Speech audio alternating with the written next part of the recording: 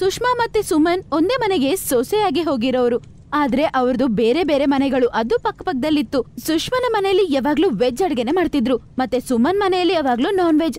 ಯಾವಾಗ್ಲೂ non veg ಮಾಡ್ದಾಗಲ್ಲ ಸುಹಾಸನೆ ಎಲ್ಲಾರ ಮನೆಗೆ ಹೋಗ್ತಿತ್ತು, ಇವತ್ತಿನ ತರಾನೇ. ದೀಪಕ್, ಚಿಕ್ಕಮ್ಮ ಇವತ್ತು ಅಡುಗೆಯಲ್ಲಿ ಏನ್ ಮಾಡಿದೀರಾ? ತುಂಬಾ ಸುವಾಸನೆ ಬರ್ತಿದೆ. ರೆಂಕೋಣ್ಣ, ಇವತ್ತು ಅಮ್ಮ ಚಿಕನ್ ಬಿರಿಯಾನಿ ಮಾಡ್ತಾವ್ರೆ. ಇವತ್ತು ನಮಗೆ ಚಿಕನ್ ಬಿರಿಯಾನಿ ತಿನ್ನೋ ಮನ್ಸಿತ್ತು, ಹಾಗಾಗಿ.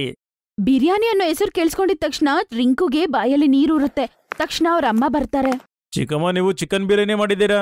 ಹಾ, ಮಾಡ್ತಾ ಇದೀನಿ, ತಿಂತೀಯಾ? ಆದ್ರೆ ಅಮ್ಮ ರಾಜ್ಮಾ ಚಾವಲ್ ಮಾಡಿದ್ದಾರೆ. ಬಿಡಿ, ನಾವು ರಾಜ್ಮಾ ಚಾವಲ್ ದಿನಾ ತಿಂತಿರ್ತೀವಿ. ಹಾ ಚಿಕ್ಕಮ್ಮ, ನಾನು ಈಗ್ಲೇ ಹೋಗಿ ಕೈ ತೊಳ್ಕೊಂಬರ್ತೀನಿ. ಚಿಕ್ಕಮ್ಮ, ನಾನು ಬರ್ಲಾ? ಹಾ, ಯಾಕ್ ಬೇಡ ಅಂತೀನಿ, ಬಾ ಬಾ. ನಾನು ಜಾಸ್ತಿ ಚಿಕನೇ ಮಾಡಿದೀನಿ, ಎಲ್ಲರೂ ತಿನ್ಬೋದು, ತುಂಬಾ ಟೇಸ್ಟಿಯಾಗಿರುತ್ತೆ. ಹಂಗಂತ ಹೇಳಿ ಎಲ್ಲರೂ ಚಿಕನ್ ಬಿರಿಯಾನಿ ತಿನ್ನೋದಕ್ಕಂತ ಹೋಗ್ತಿರ್ತಾರೆ.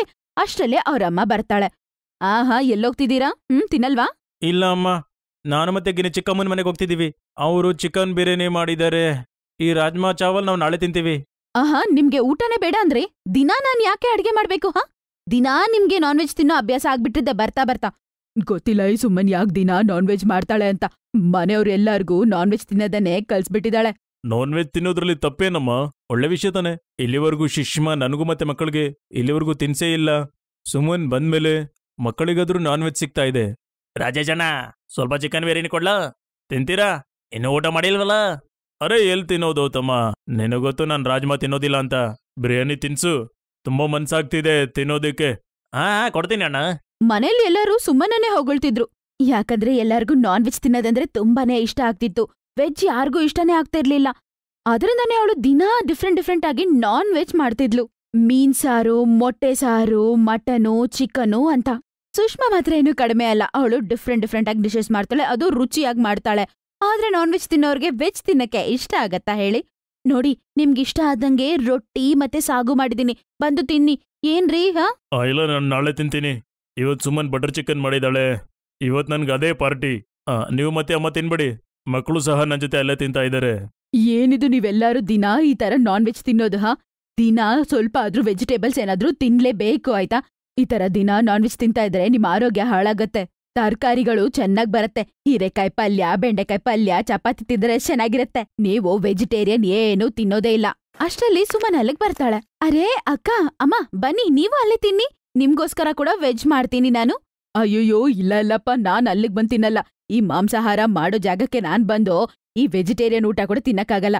ನಿನ್ ಗೊತ್ತಲ್ವಾ ಸುಮನ್, ನಾನ್ ವೆಜ್ ಮಾಡಿರೋ ಪಾತ್ರಗಳಲ್ಲಿ ವೆಜ್ ಮಾಡಿದ್ರು ಕೂಡ ನಾವ್ ತಿನ್ನಲ್ಲ ಅಂತ. ಏನು ಪರವಾಗಿಲ್ಲ, ನೀವ್ ತಿನ್ನಿ. ನಾನು ಇಲ್ಲಿ ರೊಟ್ಟಿ ಮಾಡಿದೀನಿ, ಸಾಗು ಮಾಡಿದೀನಿ, ನಾವ್ ತಿನ್ಕೋತೀವಿ ಬಿಡು. ರೀ ನೀವು? ಸುಷ್ಮಾ ಹೇಳಿದ್ ಮಾತನ್ನ ಕೇಳಿಸ್ಕೊಂಡು ಸುಮನ್ ಈಗಂತಾಳೆ. ಜೊತೆಗೆ ನರೇಶ್ ಕೂಡ ನಗ್ತಾನೆ. ನಾನ್ ವೆಜ್ ಮುಂದೆ ಇವ್ರನ್ನ ವೆಜ್ ತಿನ್ನ ಕೇಳ್ತೀರಾ? ಇವ್ರು ಬಾಯಲ್ಲಿ ಕೂಡ ಇಡೋದಿಲ್ಲ. ನಾನ್ ವೆಜ್ ನ ಮುಂದೆ ಇಟ್ಟು ವೆಜ್ ತಿನ್ನಂತ ಹೇಳಿದ್ರೆ ಇವ್ರು ಬಾಯಿ ಕೂಡ ಇಡೋದಿಲ್ಲ. ಇವ್ರ ಬಗ್ಗೆ ನಂಗೆ ಚೆನ್ನಾಗ್ ಗೊತ್ತು. ಸರಿ, ನೀವ್ ತಿನ್ಬೇಕಾಗಿರೋದು ವೆಜ್ ಅಂತಾನೆ ಇದೆ, ನೀವ್ ಹೋಗ್ತೀನಿ. ಅದಕ್ಕೆ ನೀವು ಸಹ ವೆಜ್ ಮಾಡೋದ್ ಬಿಟ್ಬಿಡಿ, ನಾನ್ ವೆಜ್ ತಿನ್ನೋಕೆ ಶುರು ಮಾಡಿ. ಮೊದಲನೇ ಸಲ ಸುಷ್ಮಾಗೆ ತುಂಬಾ ಬೇಜಾರಾಗತ್ತೆ. ಅವಳ ಮನಸ್ಸು ತುಂಬಾ ನೋವಾಗುತ್ತೆ. ಅವತ್ತಿಂದ ಅವಳು ಅಡಿಗೆ ಮಾಡೋದನ್ನೇ ಕಡಿಮೆ ಮಾಡ್ಬಿಡ್ತಾಳೆ. ಯಾಕಂದ್ರೆ ಅವಳು ವೆಜ್ ಅಡಿಗೆ ಮಾಡಿದ್ರು ಯಾರು ತಿನ್ನೋದಿಲ್ಲ ಅಂತ ಗೊತ್ತು. ಎಲ್ಲರೂ ನಾನ್ ವೆಜ್ಜೇ ತಿಂತಾರೆ. ಅದಕ್ಕೆ ಅವಳಿಗೋಸ್ಕರ ಮತ್ತೆ ಅವ್ರ ಅತ್ತೆಗೋಸ್ಕರ ಮಾತ್ರ ಮಾಡ್ಕೋತಿದ್ಲು. ಬೆಳಗ್ಗೆ ಹೊತ್ತಲ್ಲಿ ನಾಷ್ಟ ಮಾಡೋದನ್ನು ಕೂಡ ಅವಳು ನಿಲ್ಸ್ಬಿಡ್ತಾಳೆ. ಅಮ್ಮ, ಇವತ್ ನೀವು ನಾಷ್ಟ ಮಾಡಿಲ್ವಾ? ಇಲ್ಲ, ನಾನೇನು ನಾಷ್ಟ ಮಾಡಿಲ್ಲ. ಹೋಗ್, ನಿನ್ ಚಿಕ್ಕಮ್ಮ ಏನಾದ್ರೂ ಮಾಡಿರ್ತಾಳೆ, ಹೋಗಿ ಅಲ್ಲೇ ತಿನ್ಕೊಳ್ಳಿ, ನಾನ್ ಮಾಡಲ್ಲ. ಏನ್ ವಿಷಯ, ಇವತ್ತೇನು ತಿನ್ನಕ್ ಮಾಡಿಲ್ವಾ? ನೀವ್ಯಾವಾಗ್ಲಾದ್ರೂ ಸುಷ್ಮಾ ಮಾಡಿರೋದು ತಿಂದಿದ್ದೀರಾ? ನೀವ್ ತಿನ್ನಲ್ಲ ಅಂತ ಅನ್ಕೊಂಡು ಅವಳು ಅಡಿಗೆ ಮಾಡಿಲ್ಲ. ಹೋಗಿ ಸುಮನ್ ಮನೇಲಿ ತಿನ್ಕೊಳ್ಳಿ, ಹೋಗಿ ಏನಾದ್ರೂ ಮಾಡಿರ್ತಾಳೆ. ಅಮ್ಮ, ತುಂಬಾ ಹಸಿವಾಗ್ತಾ ಇದೆ ಅಮ್ಮ. ನಾನಿವತ್ ನಿಮ್ಗೋಸ್ಕರ ಏನು ಮಾಡಲ್ಲ. ಇವತ್ತಲ್ಲ, ಯಾವಾಗ್ಲೂ ನಿಮ್ಗೋಸ್ಕರ ಏನು ಮಾಡೋದೇ ಇಲ್ಲ. ಬೇಕಾದ್ರೆ ನೀವೇ ಏನಾದ್ರೂ ಮಾಡ್ಕೊಂಡ್ ತಿನ್ನಿ. ಹಂಗಂತೇಳಿ ಸುಷ್ಮಾ ಬೇಗ ಹೋಗಿ ಅವಳಿಗೆ ಮತ್ತೆ ಅವ್ರ ಅತ್ತೆಗ್ ಮಾತ್ರ ಅಡ್ಗೆ ಮಾಡ್ಕೋತಾಳೆ. ಮತ್ತೆ ಮಕ್ಳು ಗಂಡ ಮಾತ್ರ ಉಪವಾಸ ಇರ್ತಾರೆ. ರಾಜೇಶ್ ಮತ್ತೆ ಮಕ್ಳು ತುಂಬಾ ಬೇಜಾರಾಗಿರ್ತಾರೆ. ಯಾಕಂದ್ರೆ ಪದೇ ಸುಮನ್ ಮನೆಗ್ ಹೋಗಿ ಅವ್ರ ಕೈಲಿ ತಿನ್ನಕ್ಕಾಗಲ್ಲ ಅಲ್ವಾ. ನಾನ್ ವೆಜ್ ಮಾಡ್ದಾಗ ಮಾತ್ರ ತಿನ್ನಕ್ ಹೋಗ್ತಾ ಇದ್ರು. ಒಂದಿನ ಸುಮನ್ಗೆ ಪಾಪ ತುಂಬಾನೇ ಮೈ ಹುಷಾರಿಲ್ದೆ ಆಗ್ಬಿಟ್ಟಿರುತ್ತೆ. ಅವಳಿಗೆ ಟೈಫಾಯ್ಡ್ ಬಂದ್ಬಿಟ್ಟಿರುತ್ತೆ. ಅವಳು ತುಂಬಾನೇ ಪಾಪ ವೀಕ್ ಆಗ್ಬಿಟ್ಟಿರ್ತಾಳೆ. ಮನೆ ಕೆಲ್ಸನೂ ಮಾಡಕ್ಕಾಗೋದಿಲ್ಲ. ತುಂಬಾನೇ ಕಷ್ಟಪಡ್ತಿದ್ಲು. ಸುಮನ್, ನಾನು ಸುಷ್ಮಾ ಅತ್ಗೆಗೆ ಹೇಳ್ತೀನಿ, ನಿಂಗೋಸ್ಕರ ಹೆಸರುಬೇಳೆ ಕಿಚಡಿ ಮಾಡ್ಲಿ ಅಂತ. ಅಯ್ಯೋಳ್ ನೋಡಿ, ಅಕ್ಕ ಬಾವನ್ಗೆ ಮತ್ತೆ ಮಕ್ಕಳಿಗೆನೆ ಅಡ್ಗೆ ಮಾಡಿಲ್ಲ. ಅಕ್ಕನಿಗೆ ನನ್ ಮೇಲೇನೂ ಕೋಪ ಇರತ್ತೆ. ನನ್ಗೇನ್ ಅಡ್ಗೆ ಮಾಡ್ಕೊಡ್ತಾಳೆ ಹೇಳು? ಒಂದ್ಸರಿ ಹೇಳಿ ನೋಡ್ತೀನಿ. ಇರ್ಲಿ ಬಿಡು, ಸರಿ, ನಾನು ಪ್ರಯತ್ನ ಪಡ್ತೀನಿ ನಾನೇ ಮಾಡೋದಕ್ಕೆ. ನರೇಶ್ ಕಿಚನ್ಗೆ ಹೋಗಿ ಕಿಚಡಿ ಮಾಡ್ತಿರ್ತಾನೆ. ಅಷ್ಟ್ರಲ್ಲಿ ಸುಷ್ಮಾ ಅಲ್ಲಿಗೆ ಕಿಚಡಿ ತರ್ತಾಳೆ. ನರೇಶಣ್ಣ, ಬಿಡಿ, ನಾನು ಕಿಚಡಿ ಮಾಡ್ಕೊಂಡ್ ತಗೊಂಬಂದಿದ್ದೀನಿ, ನಿಮ್ ಕೈಲಿ ಮಾಡಕ್ಕಾಗಲ್ಲ. ತಗೋ ಸುಮನ್, ಈ ಕಿಚಡಿ ತಿನ್ನು, ನಿನ್ಗೂ ಒಳ್ಳೇದು. ಸುಮನ್, ನೀನ್ ಹೆಂಗಿದ್ಯಮ್ಮ? ಅತ್ತೆ, ಇವಾಗ ಪರವಾಗಿಲ್ಲ, ಚೆನ್ನಾಗಿದ್ದೀನಿ. ಡಾಕ್ಟರ್ ಹೇಳಿದ್ರು ಕೆಟ್ಟೋಗಿರೋ ಚಿಕನ್ ತಿಂದಿದ್ರಿಂದ ಟೈಫಾಯ್ಡ್ ಆಗಿದೆ ಅಂತ. ಈ ನಡುವೆ ಈ ತರ ಮಾರ್ಕೆಟಲ್ಲಿ ಚಿಕನ್ ಚೆನ್ನಾಗಿರ್ಲ ಅಂತೆ.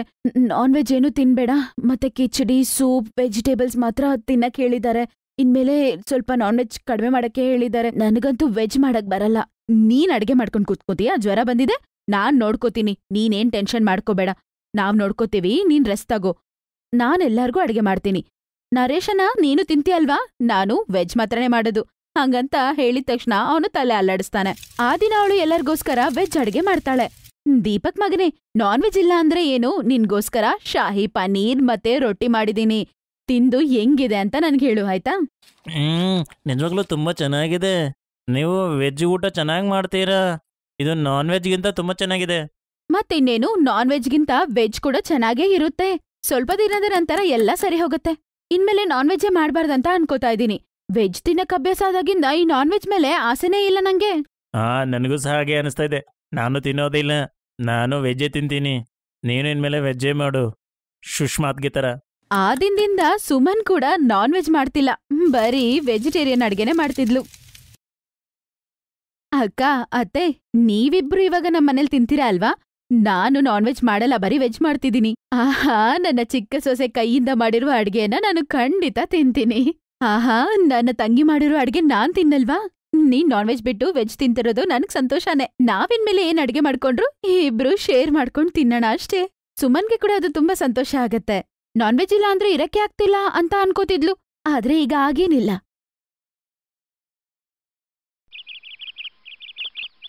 ರಿಯಾ ಮತ್ತೆ ಪ್ರಿಯಾವಿನ ಟ್ವಿನ್ ಸಿಸ್ಟರ್ಸ್ನ ಮದುವೆ ಒಂದೇ ಮನೆಯಲ್ಲಿ ನಡೆಯುತ್ತೆ. ಮದ್ವೆ ನಂತರ ಇಬ್ಬರಿಗೂ ಒಂದೇ ವಿಷಯದ ಬಗ್ಗೆ ತುಂಬಾನೇ ಚಿಂತೆ ಇತ್ತು. ಪೂರ್ತಿ ಮನೆಯಲ್ಲಿ ಒಂದೇ ಬಾತ್ರೂಮ್ ಇತ್ತು. ಪ್ರಿಯಾ, ಬೇಗ ಬಾ, ನಾನು ಸ್ನಾನ ಮಾಡ್ಬೇಕು. ಅಯ್ಯೋ, ಯಾಕಿರ್ಚಿದ್ಯಾ? ಬರ್ತಿದ್ದೀನಿ ಇರು. ಹೋಗು, ಸ್ನಾನ ಮಾಡಕ್ಕೂ ಬಿಡಲ್ಲ ನೀನು. ಮೊದಲು ಅತ್ತೆ ಹೋದ್ರು, ಮಾವ ಹೋದ್ರು, ನಿನ್ ಗಂಡ ನನ್ ಗಂಡ ಅಂತ. ನಾನ್ ಹೋದ್ಮೇಲೆ ನಿಂಗ್ ಬಂದ್ಬಿಡುತ್ತೆ.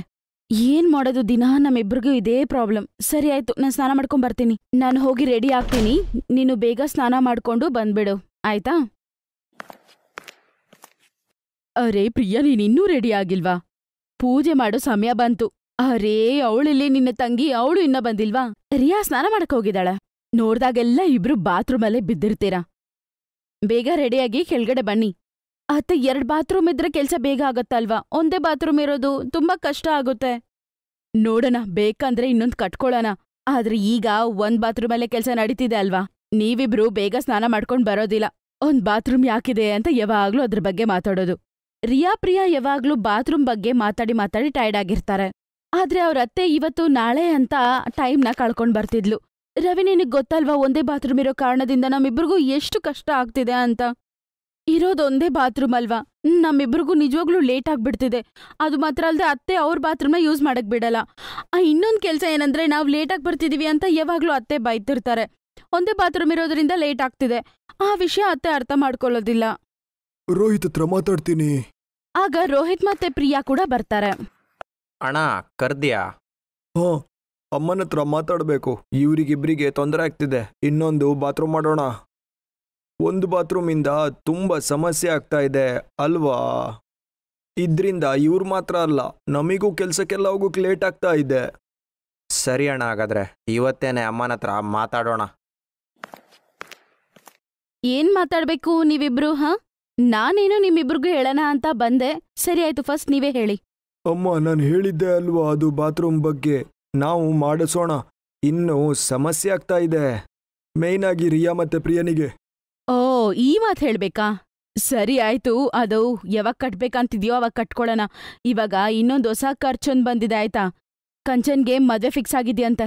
ನಾವಿವಾಗ ಎಷ್ಟ್ ಖರ್ಚು ಮಾಡ್ಬೇಕಾಗುತ್ತೆ ಗೊತ್ತಾ? ನಿಮ್ಮಪ್ಪ ಬೇರೆ ಇಲ್ಲ, ಅದಕ್ಕೆ ನೀವಿಬ್ರೇ ಎಲ್ಲ ಅವಳಿಗೆ ಮಾಡ್ಬೇಕಾಗಿರೋದು. ಒಂದು 10-20 ಲಕ್ಷ ನಾವು ಖರ್ಚು ಮಾಡ್ಬೇಕಾಗುತ್ತೆ.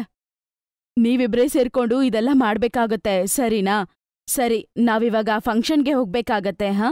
ಆದ್ರಿಂದ ಬೇಗ ನೀವು ಸ್ನಾನ ಮಾಡಿ ರೆಡಿಯಾಗಿ. ನೋಡಿ ಸೊಸೆಂದ್ರ, ನೀವಿನ್ನೂ ಸ್ನಾನ ಮಾಡಿಲ್ಲ.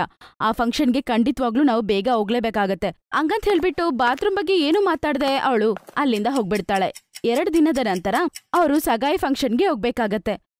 ನೋಡಿ ಇವಾಗ ಬೇಗ ರೆಡಿ ಆಗಿ ಹೋಗ್ಬೇಕು. ನೆನ್ನೆನೆ ಹೇಳಿದೀನಿ, ಮತ್ತೆ ಸ್ನಾನ ಮಾಡ್ಬೇಕು ಅದು ಇದು ಅಂತ ಲೇಟ್ ಮಾಡ್ಬೇಡಿ. ಬೇಗ ಹೋಗಿ ಸ್ನಾನ ಮಾಡ್ಕೊಂಡು ರೆಡಿ ಆಗಿ. ಬೇಗ ನಾವು ಅಲ್ಲಿ ಹೋಗ್ಬಿಟ್ರೆ ಚೆನ್ನಾಗಿರುತ್ತೆ. ಬೇಗ ಬೇಗ ಎಲ್ಲರಿಗಿಂತ ಮುಂಚೆ ಹೋಗಿ ಸ್ನಾನ ಮಾಡ್ಕೊಂಡು ರೆಡಿ ಆಗಿ, ಆಯ್ತಾ? ಇಲ್ ನೋಡಿ, ಇದು ನಮ್ಮ ಮನೆಯ ಫಂಕ್ಷನು. ನಮ್ಮನೆ ಫಂಕ್ಷನ್ಗೆ ಲೇಟ್ ಆಗೋದ್ರೆ ಚೆನ್ನಾಗಿರೋದಿಲ್ಲ ಅಲ್ವಾ? ಲೇಟ್ ಮಾಡ್ದೆ, ಬೇಗ ಬೇಗ ರೆಡಿ ಆಗಿ. ನೀನೊಂದ್ ಕೆಲ್ಸ ಮಾಡು ಪ್ರಿಯಾ, ನೀನು ಸ್ನಾನ ಮಾಡ್ಕೊ. ನಾನು ಫೇಸ್ ಪ್ಯಾಕ್ ಎಲ್ಲ ಬೇರೆ ಹಾಕಿದ್ದೀನಲ್ವಾ, ಸ್ವಲ್ಪ ಲೇಟ್ ಆಗತ್ತೆ. ಅಷ್ಟರಲ್ಲಿ ನೀ ಸ್ನಾನ ಮಾಡ್ಕೊಂಡು ರೆಡಿ ಆಗು. ಅರೆ ಯಾರ್, ಇಲ್ಲಿ ಲಾಕ್ ಬೇರೆ ಸರಿಯಾಗಿ ಆಗ್ತಿಲ್ಲ. ಒಂದ್ಸಲ ಚೆನ್ನಾಗ್ ಲಾಕ್ ಆಗತ್ತೆ, ಒಂದೊಂದ್ಸಲ ಓಪನ್ ಮಾಡಕ್ಕೆ ಆಗೋದಿಲ್ಲ. ಒಂದಿನ ಒಳಗಡೆನೆ ಸಿಕ್ಕಾಕೋತೀವಿ ನೋಡು. ಅವಳು ಸ್ನಾನ ಏನೋ ಮಾಡ್ಕೊಂಡ್ ಮುಗಿಸ್ತಾಳೆ, ಆದ್ರೆ ಒಳಗಡೆ ಲಾಕ್ ಆಗಿರತ್ತೆ, ಅದನ್ನ ತೆಗಿಯಕ್ಕಾಗಲ್ಲ. ಏನಾಯ್ತು ಪ್ರಿಯಾ, ಎಷ್ಟೊತ್ತು ವೆಯ್ಟ್ ಮಾಡೋದು ನಿಂಗೆ? ಬಾ ಆಚೆ. ಅರೇ ಈ ಲಾಕ್ ಓಪನೇ ಆಗ್ತಾ ಇಲ್ಲ. ಎಷ್ಟು ಕೈ ಬೇರೆ ನೋವ್ತಾ ಇದೆ ಗೊತ್ತಾ ನನ್ಗೆ. ಏನಾಯ್ತು ಪ್ರಿಯಾ, ಇನ್ನೂ ಬಂದಿಲ್ವಾ ಅವಳು? ಇಲ್ಲ, ಲಾಕ್ ಏನೋ ಸಿಕ್ಕಾಕೊಂಡಿದೆ ಅಂತ ಹೇಳ್ತಿದ್ದಾಳೆ. ಪ್ರಿಯಾ ಜೋರಾಗಿ ಎಳ್ದು ನೋಡಮ್ಮ. ಆಲ್ರೆಡಿ ಫಂಕ್ಷನ್ಗೆ ಹೋಗೋದಕ್ಕೆ ಲೇಟ್ ಆಗ್ಬಿಟ್ಟಿದೆ. ಈ ಸಮಯದಲ್ಲಿ ಈ ಒಂದ್ ಹರ್ಕತೆ ಇಟ್ಕೊಂಡಿದ್ದೀರಾ, ನೀನು ಸ್ನಾನ ಮಾಡಿಲ್ಲ, ರೆಡಿ ಆಗಿಲ್ಲ. ಅದಕ್ಕೆ ಅಲ್ವಾ ಅತ್ತೆ ಹೇಳ್ತಿರೋದು ಇನ್ನೊಂದ್ ಬಾತ್ರೂಮ್ ಕಟ್ಸಿ ಅಂತ. ಪ್ರಿಯಾ ಏನಾಯ್ತು, ಸ್ವಲ್ಪ ಟ್ರೈ ಮಾಡೆ. ಓಪನ್ ಆಗ್ತಾ ಇಲ್ಲ ಪ್ರಿಯಾ, ನಾನು ನಿಜವಾಗ್ಲೂ ತುಂಬಾ ಭಯ ಆಗ್ತಿದೆ. ಬ್ರೀತ್ ಕೂಡ ಮಾಡಕ್ ಆಗ್ತಿಲ್ಲ, ನಿಂತ್ಕೊಳಕ್ ಕೂಡ ಆಗ್ತಿಲ್ಲ. ಇಲ್ಲಿ ನಿಜವಾಗ್ಲೂ ತುಂಬಾ ಶೆಕೆ ಆಗ್ತಿದೆ. ಭಯ ಪಡ್ಬೇಡ, ಭಯ ಪಡ್ದೆ ಸ್ವಲ್ಪ ಟ್ರೈ ಮಾಡಿ ಓಪನ್ ಮಾಡಕ್ಕೆ ಆಗುತ್ತೆ. ಅದು ಓಪನ್ ಆಗ್ತಿಲ್ಲ. ಅವಳು ಭಯ ಪಟ್ಕೊಂಡು ಮತ್ತೆ ಅಳಕ್ ಶುರು ಮಾಡ್ಬಿಡ್ತಾಳೆ. ಅವಳು ಅಳೋದನ್ ಕೇಳಿದ ತಕ್ಷಣ ರಿಯಾ ಕೂಡ ಆಚೆ ಅಳಕ್ ಶುರು ಮಾಡ್ಬಿಡ್ತಾಳೆ.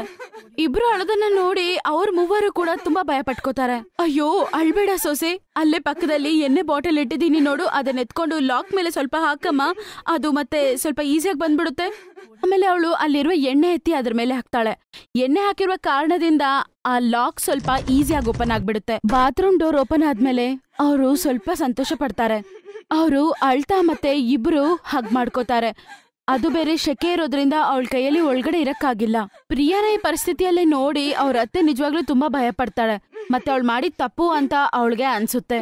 ತಪ್ಪು ನಂದೆ, ನಿಮ್ಮಿಬ್ಬರಿಗೂ ಒಂದೇ ಟಾಯ್ಲೆಟ್ನ ಕೊಟ್ಟು ಯೂಸ್ ಮಾಡ್ಕೊಳಕ್ ಕೇಳ್ದೆ. ಆದ್ರೆ ಒಂದ್ ಮನೇಲಿ ಅಟ್ಲೀಸ್ಟ್ 2 ಇರ್ಬೇಕು. ಮತ್ತೆ ಬಾತ್ರೂಮ್ನ ಕೂಡ ಬೇಗ ರೆಡಿ ಮಾಡಿಸ್ಬಿಡ್ಬೇಕು. ಏನ್ ತಪ್ಪಾಗಿ ಯೋಚನೆ ಮಾಡ್ಬೇಡಿ, ಬೇಗ ನಾನು ಈ ಟಾಯ್ಲೆಟ್ನ ರೆಡಿ ಮಾಡ್ಬಿಡ್ತೀನಿ, ಆಯ್ತಾ? ನಾನೇ ಸರಿ ಮಾಡ್ತೀನಿ. ನನ್ನನ್ನ ಕ್ಷಮಿಸಮ್ಮ, ಇವತ್ತು ನನ್ನ ಕಾರಣದಿಂದ ನೀನ್ ಇಷ್ಟು ಕಷ್ಟಪಡ್ಬೇಕಾಯ್ತು. ಅಯ್ಯೋ ಪರವಾಗಿಲ್ಲ ಅತ್ತೆ, ಇದು ಯಾರಿಗಾದ್ರೂ ನಡೆಯೋದೇ ಅಲ್ವಾ. ನೀವ್ ಈ ವಿಷಯಕ್ಕೆ ಯಾಕೆ ನನ್ನ ಹತ್ರ ಕ್ಷಮಾಪಣೆ ಕೇಳ್ತೀರಾ? ಪ್ರಿಯಾ ನೀನು ಆರಾಮಿದ್ಯಲ್ವಾ? ಮತ್ತೆ ಎಂಗೇಜ್ಮೆಂಟ್ಗೆ ಹೋಗ್ಬೇಕಾ? ಇವರು ಮತ್ತೆ ಅಣ್ಣ ಹೋಗ್ಲಿ ಬಿಡು. ಇಲ್ಲ ನಾನು ಚೆನ್ನಾಗಿದ್ದೀನಿ. ನಾನು ಸ್ವಲ್ಪ ತಲೆ ರೆಡಿ ಆಗ್ತೀನಿ, ಮತ್ತೆ ಫಂಕ್ಷನ್ಗೆ ಹೋಗೋಣ.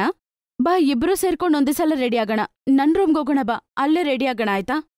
ಮೊದಲು ನಿನ್ಗೋಸ್ಕರ ಲೆಮನ್ ಜ್ಯೂಸ್ ಕೊಡ್ತೀನಿ, ಆಯ್ತಾ? ನೀವಿಬ್ರು ಬೇಗ ಹೋಗಿ ರೆಡಿಯಾಗಿ ಬನ್ನಿ, ಆಯ್ತಾ? ಕಲಾವತಿಗೆ ಅವಳು ಮಾಡಿದ ತಪ್ಪು ಅಂತ ಚೆನ್ನಾಗ್ ಅರ್ಥ ಆಗತ್ತೆ.